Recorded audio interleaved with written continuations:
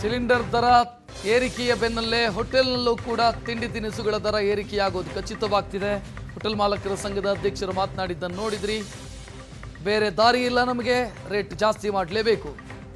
Cylinder ಸಿಕ್ಕಿಲ್ಲ ಅನ್ನೋ ಕಾರಣಕ್ಕಾಗಿ ಪರ್ಯಾಯ ವ್ಯವಸ್ಥೆಯನ್ನು ಮಾಡಿಕೊಳ್ಳಲಾಯಿತು. ಪರ್ಯಾಯ ವ್ಯವಸ್ಥೆ ಅಲ್ಲೂ ಕೂಡ ದರ ಏರಿಕೆಯಾಗಿದೆ. ಈಗ ನೀವು ಇಂಡಕ್ಷನ್ನು ಅಂತ ಬಂದರೆ ಬೆಸ್ಕಾಂ ವ್ಯಾಪ್ತಿಯಲ್ಲ 56 ಪೈಸೆ ಪರ್ ಯೂನಿಟ್ ಜಾಸ್ತಿ ಆಗಿದೆ. ಅದು ನಿಮಗೆ ಕಮರ್ಷಿಯಲ್ ಯೂಸು ಅಂತಂದರೆ ಇನ್ನೂ ಜಾಸ್ತಿ ಇದೆ. ಈ ಕಡೆಗೆ ಸೌದೆ ಒಲೆ ಬಳಸ್ತೀವಿ ಅಂತಾದರೆ ಸೌದೆ ದರವೂ ಕೂಡ ಜಾಸ್ತಿ ಆಗಿದೆ.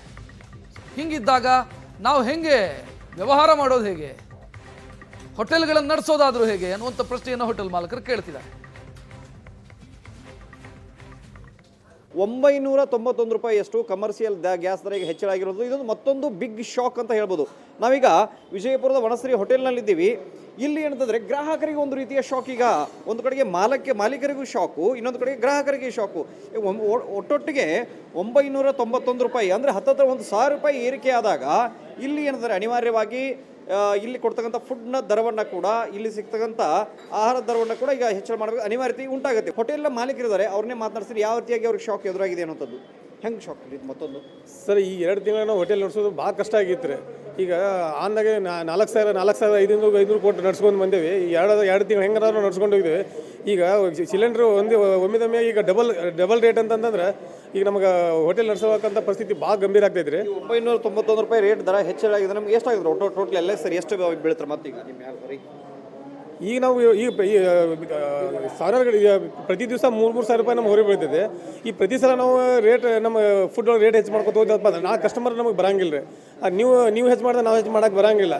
ಈಗ ಮಾಡಿದ ಕಸ್ಟಮರ್ ಬರಲಿಲ್ಲಪ್ಪ ಅಂದ್ರೆ ನಮಗೆಲ್ಲ ಹೋಟೆಲ್ ಉದ್ಯಮಕ್ಕೆ ಭಾಳ ಗಂಭೀರ ಪರಿಸ್ಥಿತಿ. ನಮಗೆ ಹೋಟೆಲ್ಗಳಲ್ಲಿ ನೋಡ್ತಾ ಇದ್ರಿ ವಿಜಯಪುರದೊಳಗೆ ಸೌದೆ ಒಲೆಯಿಂದೆಲ್ಲ ಅಡುಗೆ ಮಾಡಕತ್ತಿದ್ರು ಅವರು. ಹೌದು ಸರ್, ನಾವು ಈ ನಮ್ಮ ಹತ್ರನೂ ಸೌದೆ ಒಲೆ ಮಾಡ್ತಾ ಇದ್ದೇವೆ. ಆದರೆ ಅಡುಗೆ ಮಾಡಿಬಿಟ್ರೆ ನಾವು ಕಡಿಮೆ ಯಾಕಂದ್ರೆ ಬರಲ್ಲ ಅಂತ ಹೇಳ್ತಾರೆ. ಅದಕ್ಕೆ ಏನಾರ ಸರ್ಕಾರ ಇದಕ್ಕೆ ಏನಾರ ಒಂದು ಪರಿಹಾರ ಹುಡುಕಿ ರೇಟ್ ಕಮ್ಮಿ ಮಾಡಿ. ಸರ್ಕಾರನೇ ಈಗ ಹೆಚ್ಚಳ ಮಾಡಿದರೆ 991 ರೂಪಾಯಿ. ಈಗ 991 ರೂಪಾಯಿ ರೇಟ್ ಹೆಚ್ಚು ಮಾಡಿದ್ರೆ ನಾವು ಏನು ಮಾಡೋಕ್ಕೆ, ನಾವು ನಮ್ಮ ಕಸ್ಟಮರ್ ಹೊರಗೆ ಹಾಕೋಕ್ಕಾಗಲ್ಲ. ಹೆಂಗೆ ಎಫೆಕ್ಟ್ ಆಗುತ್ತೆ ನಿಮ್ಮ ಎಲ್ಲರದ್ದು? ಹೆಂಗೆ ಎಫೆಕ್ಟ್ ಆಗ್ತದೆ ಅಂತಂದ್ರೆ ಇಲ್ಲ ಹೋಟೆಲ್ ಮುಚ್ಚುವಂಥ ಪರಿಸ್ಥಿತಿ ಬರ್ತೈತ್ರಿ. ಯಾಕಂದ್ರೆ ಪ್ರತಿ ಸಲ ರೇಟ್ ಹೆಚ್ಚು ಮಾಡ್ಕೊತ ಹೋದ್ರಪ್ಪ ಅಂದ್ರೆ ಕಸ್ಟಮರ್ ಬರಬೇಕಲ್ಲ ನಮಗೆ. ಮೊದಲೇ ಕಮರ್ಷಿಯಲ್ ಗ್ಯಾಸ್ ಸಿಲಿಂಡರ್ ಸಿಗ್ತಿಲ್ಲ ರೀ ಬಿಜಾಪುರದಾಗ. ಹಾಂ, ಅದ್ರ 2 ತಿಂಗಳಿಂದ ನಮಗೆ ಗ್ಯಾಸಿನ ಸಮಸ್ಯೆ ಭಾಳ ಆಗಿದೆ. ಈಗ ಮತ್ತೆ ಈಗ ಒಂದು ಹೊಸ ಶಾಕ್ ಕೇಳಿದ್ದೀವಿ. ನಮ್ಗೆ ಶಾಕ್ ಕೇಳಿದ ತಕ್ಷಣ ನಮಗೆ ಭಾಳ ಫೀಲ್ ಆಗಿಬಿಟ್ಟಿದೆ. ಅದಕ್ಕೆ ಇದಕ್ಕೆ ಕೇಂದ್ರ ಸರ್ಕಾರದವರು ಇದಕ್ಕೇನು ಒಂದು ಪರಿಹಾರ ಊಟದ ಹೆಚ್ಚಳ ಮಾಡ್ತೀರಿ? ಈಗ ಆಲ್ರೆಡಿ ಮಾಡ್ಕೊಂಡಿದ್ದೀವಿ, ಇನ್ನೂ ಹೆಚ್ಚಳ ಮಾಡೋಕ್ಕಾಗಲ್ಲ ರೀ. ಏನು ಹೆಚ್ಚಳ ಮಾಡಿದ್ರೆ ಕಸ್ಟಮರ್ ಗ್ರಾಹಕರು ಬರಬೇಕಲ್ಲ, ನಮ್ಮ ಹತ್ರ ಬರೋಂಗಿಲ್ಲ ಗ್ರಾಹಕರು. ಇನ್ನೊಂದು ಕಡೆ ಇಲ್ಲಿ ಗ್ರಾಹಕರು ಕೂಡ ಇದ್ದಾರೆ, ಅವ್ರನ್ನೇ ಮಾತನಾಡಿಸ್ತೀನಿ.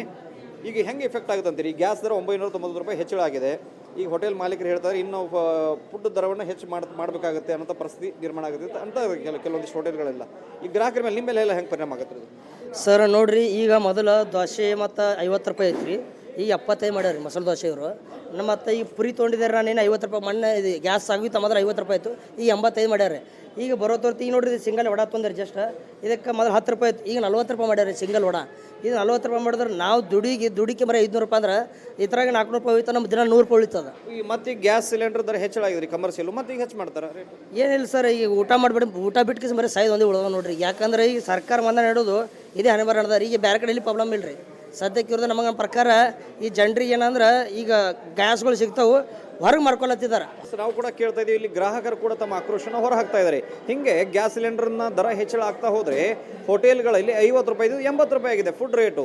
ಈಗ ಇನ್ನೂ ಕೂಡ ಜಾಸ್ತಿ ಆದರೆ ನಾವು ಹೇಗೆ ಮಾಡೋಣ ಅಂತಕ್ಕಂಥ ಒಂದು ತಮ್ಮ ಅಳಲು ಮತ್ತು ಆಕ್ರೋಶನ ಇಲ್ಲಿ ಹೊರ ಹಾಕ್ತಾ ಇದ್ದಾರೆ. ವಿಜಯಪುರದ ಕಿರಣಪ್ಪ ಜೊತೆಗೆ ಷಡಕ್ಷರಿ ಏಷ್ಯಾನೆಟ್ ಸುವರ್ಣ ನ್ಯೂಸ್.